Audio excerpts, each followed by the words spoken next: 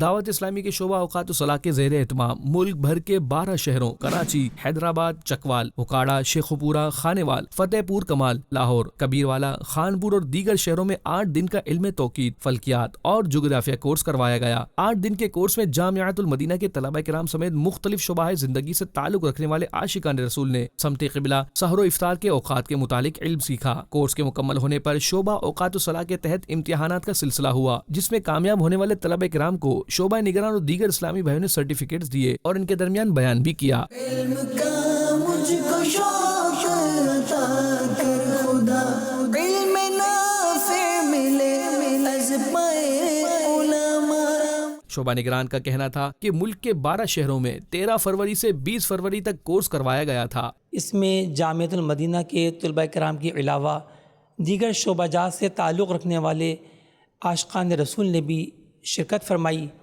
آج ان کا تقسیم اسناد کا سلسلہ تھا۔ اللہ تبارک تعالیٰ ان سب کو برکتیں عطا فرمائے۔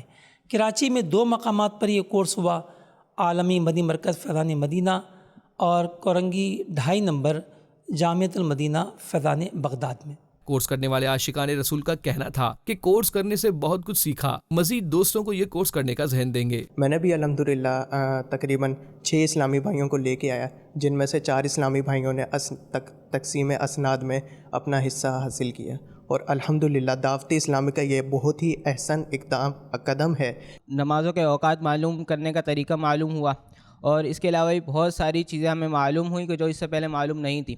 طول عرض، طول بلد اور نماز کے احکام اور ان کے بارے میں جتنا بھی ہے بہت کچھ ہمیں سیکھنے کو ملا۔ کامیاب ہونے والے طلبہ کرام کو سرٹیفکیٹس دینے کے بعد دعا بھی کرائی گئی۔